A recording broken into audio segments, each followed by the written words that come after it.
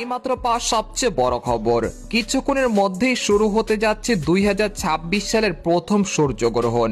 দিন হবে রাতের মতো অন্ধকার, টানা 6 মিনিট গভীর অন্ধকারে ঢেকে থাকবে পৃথিবীর একাংশ। যে দৃশ্য দেখার জন্য অধীর আগ্রহে বসে আছে জ্যোতির্বিজ্ঞানীরা।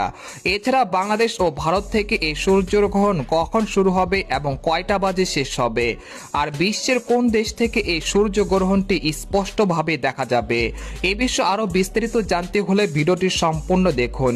আর আপনি কোন জেলা থেকে এই খবরটি দেখছেন অবশ্যই কমেন্ট করে জানিয়ে দিবেন। আর সবার আগে সর্বপ্রথম সঠিক খবর জানতে আমাদের চ্যানেলটিকে সাবস্ক্রাইব করে রাখুন। এবার জেনে নিন এক নজরে। মঙ্গলবার 2026 সালের প্রথম সূর্যগ্রহণ সংঘটিত হবে। এটি হবে একটি বলয় ঘেরা সূর্যগ্রহণ, যা রিং অফ ফায়ার নামে পরিচিত। চাঁদ, সূর্য ও পৃথিবীর মাঝখানে অবস্থান নিলেও পৃথিবী থেকে তুলনামূলক দূরে থাকায় সূর্যকে পুরোপুরি ঢাকতে পারবে না। ফলে সূর্যের চারপাশে আগুনের মতো বলয় ঘেরা সূর্য সৃষ্টি হবে। এই সময় সূর্যের প্রায় 96% চাঁদ আড়ালে থাকবে। আন্তর্জাতিক সময় অনুযায়ী সূর্যগ্রহণটি শুরু হবে সকাল 7টা 1 মিনিটে এবং এর সর্বোচ্চ স্থায়িত্ব হতে পারে 2 মিনিট 20 সেকেন্ড।